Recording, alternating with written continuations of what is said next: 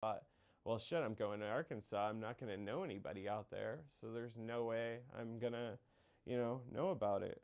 So, um, your drug use has continued. Yeah, You're still using heroin today. right. Because, yeah, I couldn't make the methadone treatments anymore. And so I didn't want to get sick and experience the withdrawals.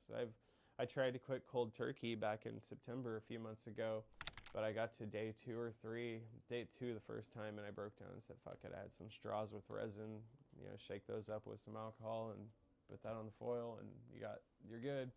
Um, But does it affect your work? no, no, nobody has any idea. Nobody, no, it makes me better at work. It almost sounds it makes you It better. makes me better at I've heard work. people tell me this about crack cocaine, that these are ADHD people. Right, like maybe I have that. People have said that too, and I don't know. I've never been and diagnosed. I've had people tell me that crack does the opposite what it does to most people. It just makes them like fine, or it makes them slow. It slows them down, calms them down. Calms them down because they can't Yeah. focus. Huh. So, Yeah. I mean, I think these drugs affect everyone differently. Right. Right. Yeah. No. I mean, unless I start getting crazy and doing too much, then it can kind of Has that happened? do it.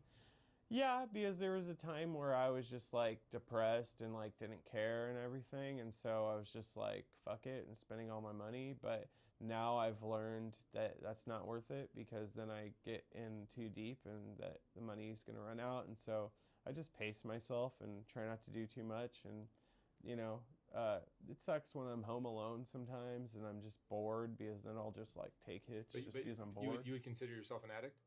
Yeah. Oh yeah. Every day I do heroin every day, all day, every day. You wake up and I wake up and smoke. I hop out of bed. It's like I feel like I'm going to some huge event, like the freaking Outside Lands Festival's happening today, and I get to meet all the bands just because I get to smoke. Like it's crazy. Like but you find it prepares you for your day. It makes yeah, you it makes you me sharper. happy. It makes me. I'm energetic because I get out of bed and I'm like, oh, damn, I need to. And you know what? You know what? This sucks, and this is making me very worried. Besides the breathing thing, is recently I've been waking up and my hand is like numb, and like I also, it might be carpal tunnel because of what I'm doing at work. So I'm trying to do exercises, but I mean, shit, I don't know if it has to do with the drugs. That scares me. So. And then I'm like, fuck, I can't use a lighter. You know what I mean? So that really sucks. But yeah, Have you met other people that are functional addicts like this? kind of, but not like. I mean, the people. There were like people, especially like when I was doing Oxy.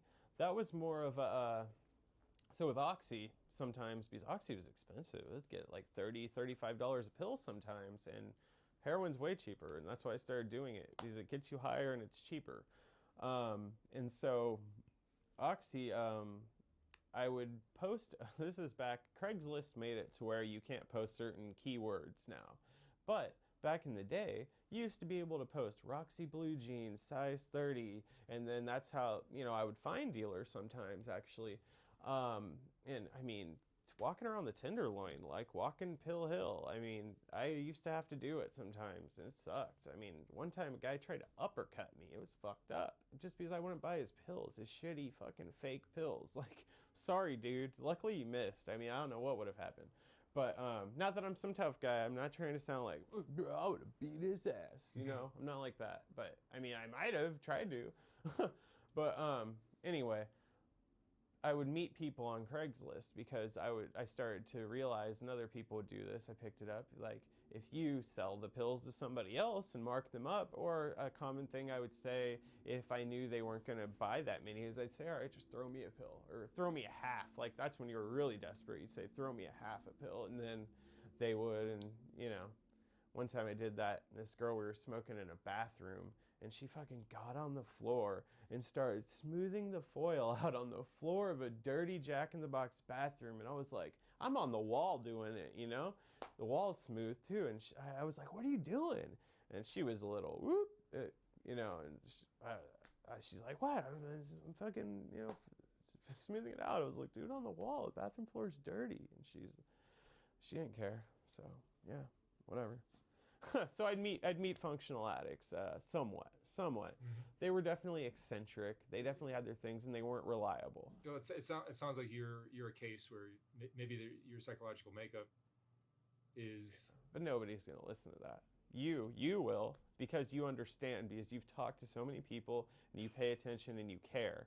There are people out there that have no concept of this and don't want to hear it, because that's the way the world is. Yeah, well, I'm open-minded, but, Yeah. but I mean, I've never smoked pot, so I don't know anything about drugs. The fact that I'm doing this channel that Nice. seems to revolve Good for you, around man. drugs, it really doesn't in my mind. But certainly No. there's lots of drug stories. I don't even know how to spell marijuana, so I'm just open-minded. I find it interesting that it helps you. Yeah, I believe it. Yeah, I find it interesting that you've never even smoked marijuana. I mean, not that I'm saying like, oh, you should or you should have, but yeah, I mean the channel, you know. It's, Yeah, I'm not better than anybody else. I'm no, just, yeah, right. Neither I am got I. my own problems Yeah. in there. I'm not saying I'm better than any other addict. You know, like we all have our own things, and we're all unique. I mean, everybody. It's makes the world, and sometimes it's the beauty of the world that's the fucked up things. I think finding something that helps you find fulfillment and happiness Mm-hmm. is important. and if that happens to be heroin, and you've got it under control, maybe it's okay. I don't know. I do, but then it's the money thing. You know, How much do you spend? It's a lot of money. I mean, What do you spend a week or a month, probably $1,500. So I could have a nice apartment. $1,500 a month? 1,500, yeah. Because I imagine I probably do And it's illegal. 500 a day. Nope, 50 a day. It's illegal, so technically you illegal, could yeah, end up so. in jail, right? Right. Yep. So yeah, that sucks. But talking to you, looking at you, you don't look like the typical heroin addict that I've interviewed. And that's why I'm still probably here and functioning and not on the streets, you know? Yeah. Because if it started to affect me, I mean, I don't know. If I started smoking crack, I probably would. I know a I buddy. can't count how many heroin addicts I've talked to that just nodded off in the middle of an interview. Right. They probably also shoot up. Well, I guess people now, I've known people that nod off that smoke it. Never mind. Yeah. Yeah. You know, it's never happened except one time. The worst story is I was drunk and I went to my dealer's RV, a guy that was living in an RV, and he had terrible shit. It wasn't doing anything for me, and I was pissed. And because I'd have to travel like an hour and a half to this guy. And I was at that point, very stupid. I said, you gotta have something. And he goes, yeah, I have fentanyl. And me knowing exactly what that is and what could happen and everything, was drunk and said, fuck it, I don't care, line me up some or whatever. I don't know how long later I wake up and I am like, where the fuck am I? What happened, you know? And everybody is around me, scared out of their mind. And I fucking OD'd, man. I fucking OD'd for the first time ever. And that really upset me because I didn't ever think I'd get to that point. But yeah, they had to hit me with Narcan like 5 times, they said. And like they said I was turning gray, and like my only my girlfriend knows about this. Like nobody else knows about. I mean, this is the people that were there, but whew, man, I really tried to quit after that, man. I got through like a week, and I was happy, but Yeah. I was happy that I quit. I was fucking bored out of my mind, you know. But yeah, that was fentanyl's no good. Don't do it. Everybody out there, don't do it. Yeah, no, fentanyl's a very different game than heroin. That's a fucking crazy game to play, man. That's yeah. It's a very common move for a heroin addict to And switch I over do to not fentanyl. want to do that at all. And I know there is some fentanyl in the black tar heroin. So that's what I was because going to say, is that very Right. often they're lacing it and they're mixing it. luckily I have, Even crystal meth or Mhm. crack, they'll do that with. yeah. Luckily I have a I mean, they a can do it to reli- anything. I think some of the girls that work that have pimps Uh-huh. will smoke a joint, and the joint might be laced with Oh my god. crack or meth or heroin or fentanyl or Shit. whatever, and then they're addicted, and then they're basically a God. slave to the pimp. Yeah, I heard a story about a guy once that smoked a joint with some random dude. He was lost in the middle of the night in the snow in Chicago, couldn't find his car, and some dude says, bro, I've seen you walk by a few times. Come in, you could stay. And he seemed like a cool guy. He's like, you want to smoke a joint? The guy's like, oh yeah, dude, I smoke weed. Let's smoke. fucking smokes it. It was laced with meth. Dude starts jerking off in front of him and fucking holds him captive overnight. Wow. I'm lucky, you know. I'm lucky. The world you're involved in by using this illicit narcotic is problematic, right? Totally. And I was saying, I have a reliable dealer that I trust, but that doesn't mean anything. You know, he could get something that he doesn't know about, you know? But, I mean, at this point, I'm really just trying to make it through until I get the next job, which should happen in a couple weeks, and then I get a set schedule and I can get back to the methadone clinic, because I know, you know, I'm smart. So you say your mind works better on heroin. Mm-hmm. Could you ever get clean and still enjoy life to its fullest? I mean, I did before. You did. You know, it's not like before. That's probably a safer before way to I go. started, I wasn't enjoying life. I was just depressed in that moment, and I made a bad decision. Yeah. You know. Well, it sounds like getting clean would be the best move. Oh, totally, yeah, and I want to. I didn't even want to do methadone, because I said I don't want to replace an addiction with an addiction. And my buddy's on methadone, and he tried to stop one day, and he said it was way worse than heroin. So I know there's maintenance plans where they can wean you off slowly but surely, and I'm hoping that's what's going to work. If not, I've said this to people I'm close to and my girlfriend, like, I think I just need to be locked up somewhere, you know, like for 30 days, because I am resourceful. It sucks. I don't like lying, and I know that probably sounds like bullshit. I really don't, but as an addict, with the world the way it is, and people, you know, would look at me a certain way, I have to lie, because I need to get by and just, I was living with my girlfriend's mom and her for a couple weeks, and her mom had me pegged from probably day 2. She told her he's on drugs, and I was with my girlfriend for almost a year. How could you tell? She's smart. Her ex-husband was an addict. She knew. She and also is making, you know, longer trips to the bathroom quite often, you know. And I'd always like play YouTube videos. I watch Soft White Underbelly, you know, in the bathroom while everybody that watches they're that like, "What are you doing in there?" I'm watching the Hillbillies. Shut up. They're all a bunch of drug addicts watching that channel. Yeah. So, yep. Cool. Well, your story's amazing and interesting. Right? I wish you the best of luck. And thank you, man. I like your open-minded attitude about getting clean. The opportunity. About getting clean, not about using heroin. Right. No. Yeah. I don't condone the heroin use at all. Right. No, I'm not. I don't think so. Yeah. Awesome. I'm glad you're doing well. Thank you. Yeah. And I wish you the best of luck, man. Right on. Thanks, Mark. Yeah. I appreciate it. Can I make one request? Do you mind, though, if I could be shot in the head, and they then discuss this, and the mullah, another mullah, was discussing, and they said, yeah, okay, we'll grant you that. So then it's like, oh my God, so I am being executed.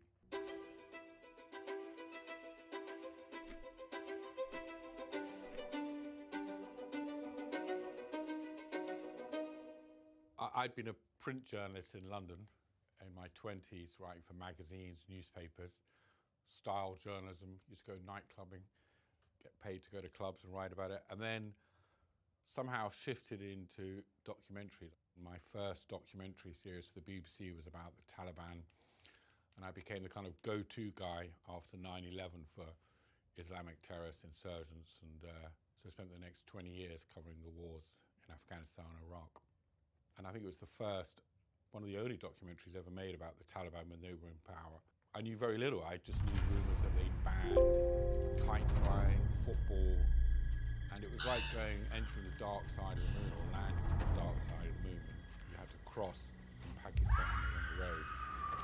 And Kabul at that time looked like Hiroshima, completely destroyed. And because filming was banned, it made my life very difficult. So I kept being thrown out of the country. In Jalalabad, it was like a terrorist training camp, and near my hotel was Osama bin Laden's house. Was about a mile down the road.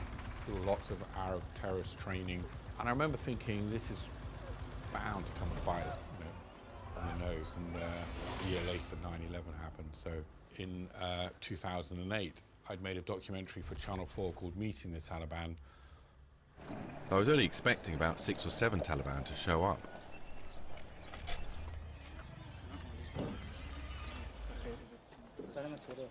This compound is now full of Taliban. Assalamu alaikum.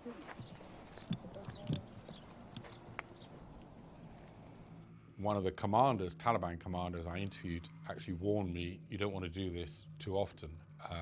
He said, before you came down, I met them in Helmand, we took a vote on whether to kill you, kidnap you, or let you do the interview. And he said, this time the vote went your way, but you'll never know. So, I'm smiling, but I'm slightly embarrassed too, because, you know, I had 2 kids, so I was warned what could happen. So when Channel 4 said, after that success of that film, why didn't you go to the tribal areas of Pakistan, just across the border? And it was considered the most dangerous place in the world, and it was full of Taliban training camps, Al-Qaeda training camps, secret training camps. Why didn't you go there and be the first to film those training camps? And when I look back, that was not really a TV proposal, more of a suicide mission, but I said yes. When I went to Pakistan in Peshawar in 2008, we arranged to meet this mullah who picked me up in the side of a car. So when the mullah arrived, I knew his name, and my fixer had already met him. When he appeared and said, hey, you know, assalamu alaikum, wa alaikum salam, and I get into his car. So I sat in the back of the car, and pretty much that was the beginning of my kidnap. I actually thought, oh, this is good, things are going well. And we drove into the, what's called the tribal areas of Pakistan. It's just on the border of Afghanistan, and it was a no-go area for foreigners. In fact, it says, it's got big signs, you know, no foreigners beyond this point. I remember thinking, well, that's no foreigners unless you're Osama bin Laden or other foreign Al-Qaeda fighters. Suddenly, as I'm driving up, we arrive in this marketplace in an area called Bajur, and I'm looking around, it was like just full of Taliban, Al-Qaeda, Arabs, Chechens, all carrying guns, and we stop to buy some fruit juice, and I'm sitting in the back of the car going, oh my God, this is just like, you know, open territory here. It's their home territory, it's their safe haven. And then when I was driven up into the mountains, and I mean, all the time I felt very tense, but I'd always felt very tense, because when you go and meet insurgents, terrorists, they're risking their life to meet you. They don't know if you're part of a trap. So in fact, the whole thing is incredibly tense. And I used to have this routine of battening down the hatches, because you don't want to make people nervous. I'd often met Taliban where you suddenly appear and they're like, you know, with guns, what's happening? And they're terrified for good reason that they could be ambushed by US Special Forces. So I used to sort of batten down the hatches and just try and get incredibly calm, and I would have little routines of thinking about friends and home. So you'd lock down the emotions. So when I then get to this remote area in the mountains, one of the Taliban said to me, do you mind if we blindfold you? And as he says that, I'm looking out over a precipice, and I was like, sure. He said, well, you know, it's for your own security. And then he put the blindfold, and then I remember coming to the edge of this cliff I'd seen. And that was the beginning when I was thinking, wow, this has been a trap. But they brought me up here, and I slipped and I stumbled, and then I heard boots running down the hill, and I heard the sound, the clickety-clack of an AK-47, the bolt being pulled back, and I thought, this is it, I'm now going to die here. And then I heard these voices saying, are you okay? You fell down the hill. And I was like, oh, and they said, you know, you lost your footing, sorry. And they brought me into this safe house where I was blindfolded. But at this point, they were keeping up the pretense that I was there to make a documentary about their training camps. And also they promised that I would meet the leader of this group, Siraj Haqqani, who's now one of the de facto leaders in Afghanistan. You understood that you've been kidnapped. Yeah. What were your initial emotions? I think what the truth was, I already knew I was kidnapped, but you don't want to admit the worst has happened when you don't have to. You don't want to confront that news. And when there was no doubt was the mullah who I'd met on the side of the street, he was in the room with us, and he'd been our point of contact, in the chain of trying to get access to these Taliban commanders. He was sitting in the room. Suddenly this Taliban commander comes in with two guys with their black turbans around their face and guns. I'm lying in bed. This was my third morning in captivity. And I've been told, don't worry, you're just in here. And the mullah was sitting there who'd set up our meeting. Suddenly this commander comes in and starts gesticulating and shouting. And I could understand the commander's gesticulating and the mullah was pleading. And then obviously something went wrong. And suddenly these two guys put a hood over his head, pulled him outside of the room, of this tiny room, and I could hear him outside the door.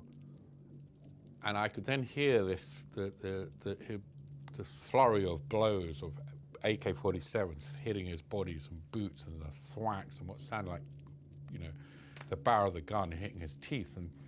And the whole time as I'm listening to this man being beaten, this commander, who then I realized he was the guy in control of our kidnap, he just looked at me and held my stare the whole time to see my reaction. And then I heard this body being dragged off into the distance. He said, don't worry about it. We kill and arrest our guys all the time. Nothing to worry about. And he said, we're going to investigate you. So we'll just stay here for a few days. And my fixer wasn't there at that point. He traveled separately. So I'm in a very tiny, it was like, 7 foot by 6 foot. It was a cell, but it had a window. They'd boarded up, and there was 2 day beds and a little hole, the toilet. And I spent a day in there until my fix arrived. And then 3 days later, the same commander came back in, and whilst handing out gifts like your favorite uncle arriving at Christmas, he said, look what I brought you. I quickly realized this commander might be a sociopath because he could be very charming and smiling and at the same time order someone's death. As he was showing me gifts like a new Shawal kameez, big family-sized shampoo from Pakistan. Look, I brought you toffees from Iran. See how nice I am. And then you say, see how nice. And he had his arm around me. He then handed my Afghan fixer, a piece of paper. And then I could see my fixer literally, like the films, go white as he read this piece of paper.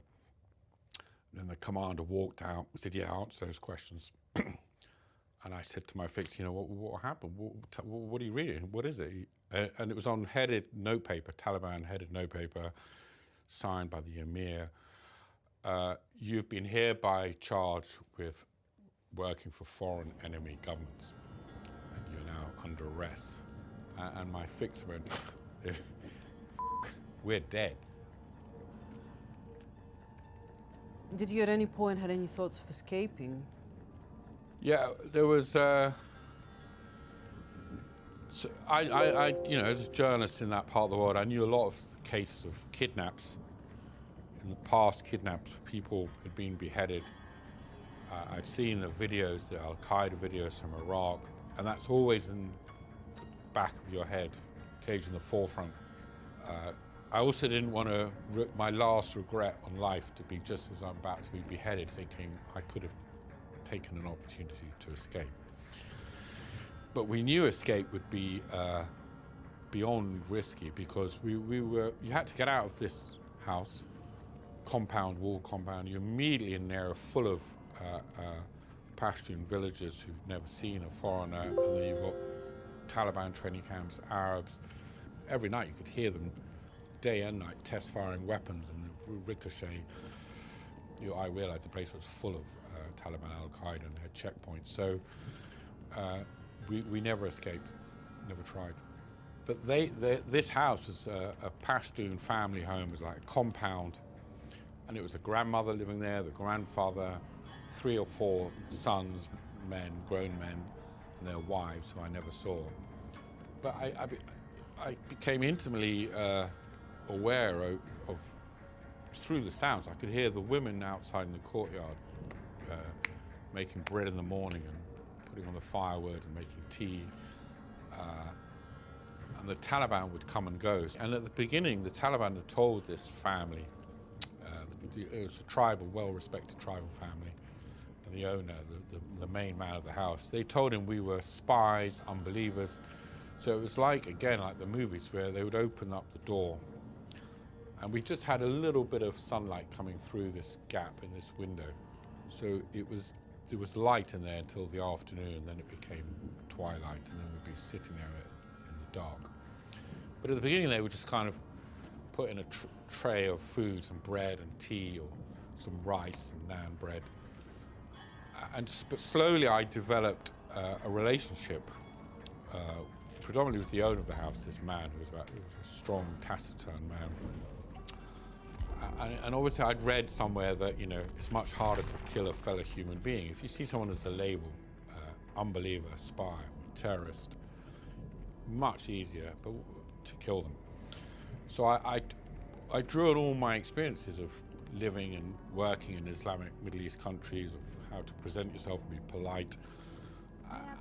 And I could sense it change, but there was one evening where the Taliban came in at night with a long list of questions, and it was the same commander with his guys and shawls over their faces, and they interrogated me. They had a long list of questions, and for some reason, as I'm sitting there, the family from this house, the father, there's about 8 of them, all came in, these men sitting crammed into the room watching, and then up until this point, this was about 4 weeks into it, they'd believed the Taliban that I was either a spy or an unbeliever or something, not to be trusted.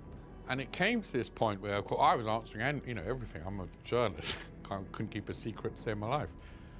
And suddenly, in the middle of this polite, firm interrogation, they asked the names of my children, and I just suddenly felt I can't give you their names.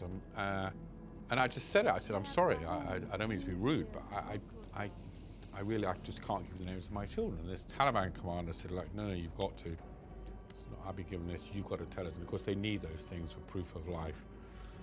Questions like that can be used in a ransom negotiation. It wasn't courage or stupidity. I just was unable to hand out the names of these 2 innocent children. And I actually said, look, I don't mean to offend you, and I wouldn't ask a Pashtun man the name of his wife. I can't bring in such innocent light into this dark business. And the guy said, well, we'll have to shoot you. I've been ordered to shoot you if you don't answer any questions. And the masked gunman puts a gun to my head. And I felt nothing. I actually felt like, I'm sorry to let you down. I can't give you the names of my children. And they pulled the gun to my fixer's head. I said, well, if you don't give us your children's names, we're going to shoot him. I'm on stage at this point because the family are looking, but I'm not aware of them. And I thought, they're going to kill my fixer. So I was like, okay. And I was careful before. You never condemn them or get angry. And I couldn't help myself. This was the only time I got emotional. I said, well, my oldest son is called Luke, and my youngest son is Gabriel. And tomorrow next day he's going to turn 4 and wonder why his father hasn't called. And I started crying. And to great luck, of course, Gabriel is one of the holiest names in Islam. The Archangel Gabriel brought down the Quran to the Prophet Muhammad. So this had a transformative effect because these tribal elders and the family who've been told, all these men, warriors, that I was an unbeliever, suddenly seeing this weak Western man realizing that he's prepared to die rather than give up the name of his children, and he's named one of them after an Islamic, one of the holiest names in Islam. At that point, the family, everything changed, and the Taliban lost face. It was a bit embarrassing for them. And from then on, the family used to come in, bring me nice food. They actually offered me tribal protection, PANA, in Afghanistan, which meant the Taliban wouldn't be allowed to kill me on the roof. It's kind of weird protection. If you leave the house, you can get killed. What kept you going through all of that time? My children were both a source of strength and my source of weakness. So, you know, so I hid 2 photographs from the Taliban, and my sons. I hid them in my boots, and at night I would take out a photo and look at them. And if you looked at them for 1 minute, it gives you strength. If you look at it for longer than a minute, it breaks you, because I realised I'd let them down. And it's strange, you know, I'm talking about it now. And I think when you've had a very intense traumatic experience, it never fades from memory. So the minute, you know, you can immediately be back there. So I remember writing a letter.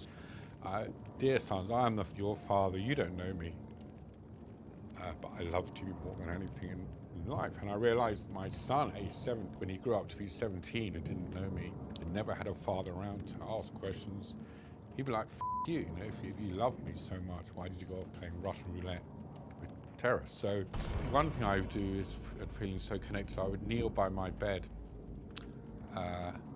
as I would by the bath in London when it was bath time for my 2 boys, so when they were babies. So at the time I knew they were being bathed in London, I would kneel down, close my eyes, and because I was just stuck in this dark cell for 4 months, within seconds I was there, and I could feel the contours of the skin beneath. I could hear them squealing with delight.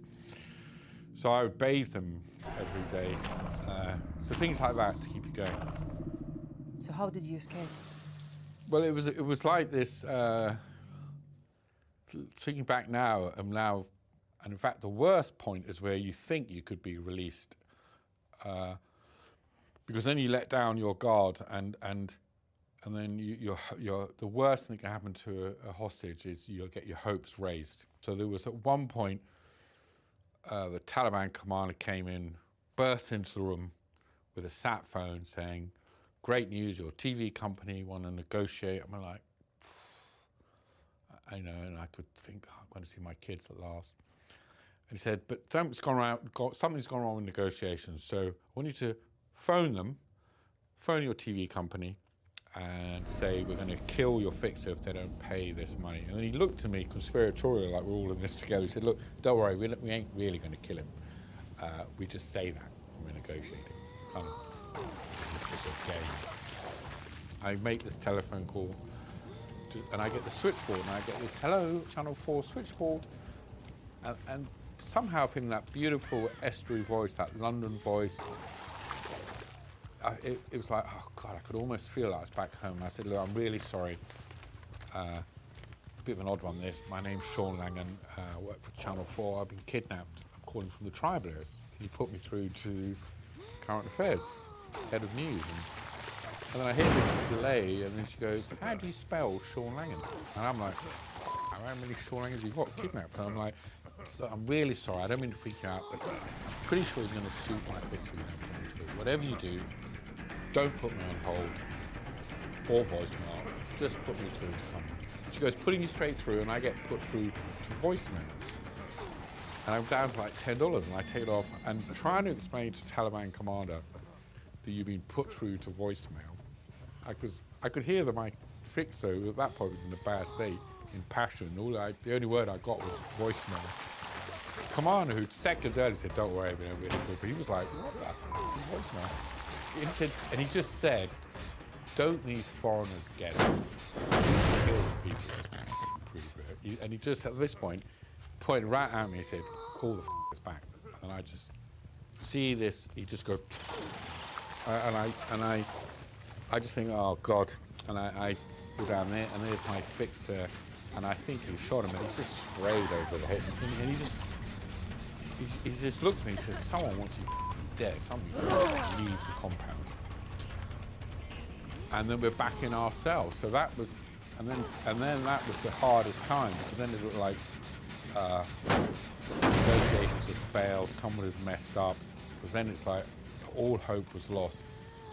And probably one of the worst periods for me. The family now came in one day and said, would you like to convert? And gave me a hot shower. We were using a bucket of cold water, warmed up, so I had a hot shower and a new Shawal kameez, and they asked me to convert, and I was convinced, because they said it's not good to die without food.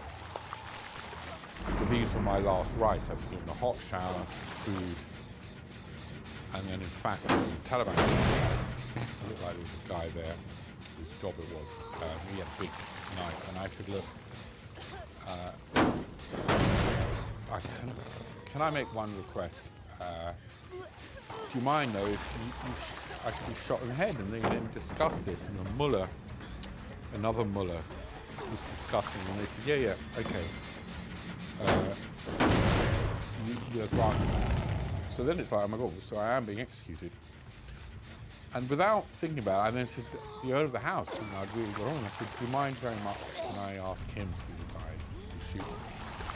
Because my feeling was, if you're going to be shot, it's that horrible moment of fear, like a mugging. But actually, if it's someone you like and you spend time with, and you're putting you out of your misery, it's just like, he was so touched that I appointed him my executioner, and he cried. And then 4 days later, the negotiations started again.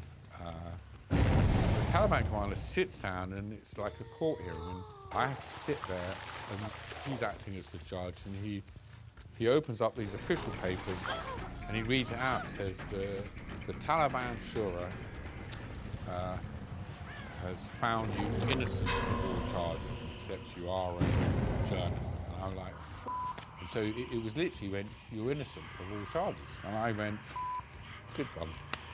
And then he said, with great comedic time, and he paused, let me enjoy my moment, that they voted to kill you to send a message to other journalists not to try this again. I'm like, and I literally went, oh. And I'm sitting there, and then he pauses. He says, but don't worry, the Emir Strajikhani and I, we vetoed the Shura, so you're free to go. And I was just, so within a space of a minute, I just told you, you're innocent, we're going to kill you. Don't worry, you can go. And I'm just in tatters. And then they read out my fixes. Charlie said, you have been, the court Shura find you guilty of all the charges, but we're going to allow you to go. That week, you weren't allowed to go. And the year before, an Italian journalist and an Afghan fixer were kidnapped, and they let the Italian go, and they killed the Afghan fixer, and they were friends of ours, the Afghans. And I made a promise to my fixer that we would either both live or we'd both die. So they separated us, and we were brought out into this courtyard. Now, I hadn't seen sunlight for 3 months, and I see my skin for the first time, and I'd lost 3 stone in weight. So at this point, I leave the mountains, this house, get in a car, and then they asked me to put a burqa on. So we had to change cars. In the back of a car, I had to put a blue burqa on, and these sort of patent leather lady shoes. And you need to just wait on the side of the road. We're going to go and get another car. And as I'm looking out this filament, I see about 30 guys, Afghans and Arabs, covered in dirt, guns, obviously coming back from the front lines across the border. And they're walking directly towards me. I'm thinking, what is the lifespan of one guy dressed in a normal outfit? I mean, I'm dead twice over here, and they just ignored me. And then the Taliban came in this time and said, come on, in you get. And they drove me to Peshawar. And then I'm kept in a little room in the 3rd place. And that's when they're negotiating with my negotiators. And they say, we've got it, and they're talking about the package. We've got the package, we're going to deliver. And that's, I've made this vow to my Afghan fixer that I'm not going to do what the Italian journalist did and leave him. So I say, no, I refuse to be released. And I said to the guy on the phone, I said, no, you tell him, I'm not Afghan, you have to kill me. And he's looking at me, and all the guards with me, and I'm like, well, unless you release my fixer, I'm not doing it. And I turned away, and I say to God, I've got about 10 seconds of this kind of courage, that if this doesn't work, every sinew in my body wants to be released.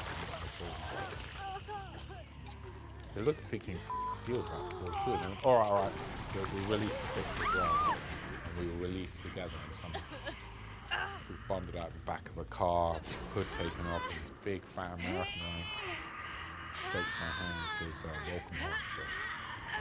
Start crying.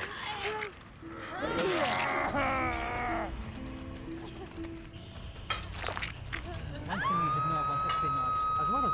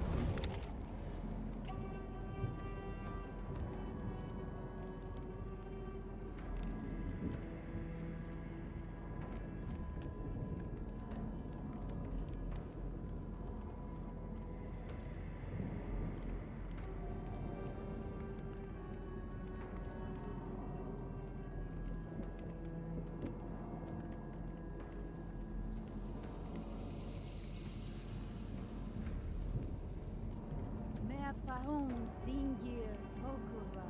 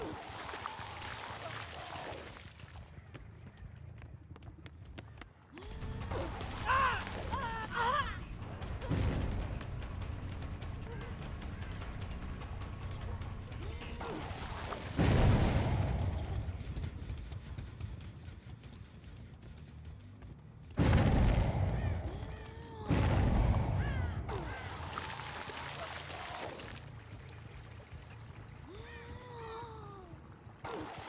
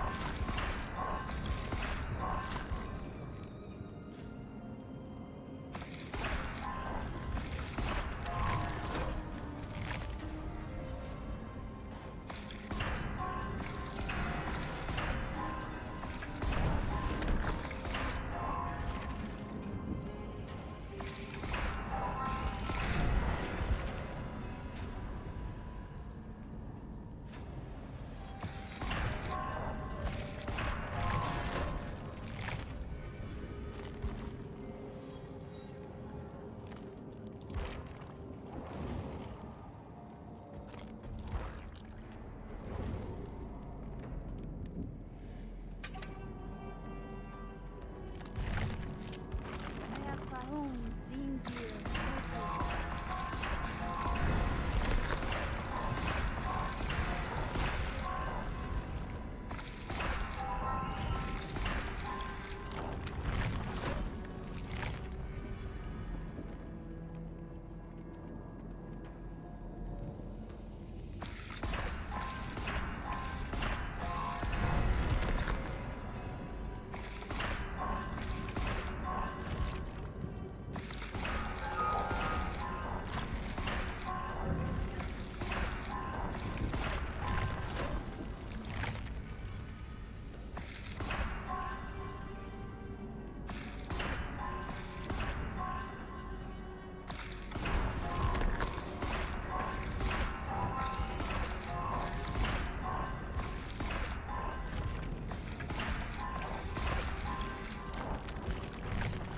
Mea Fahun Dingir Okurva.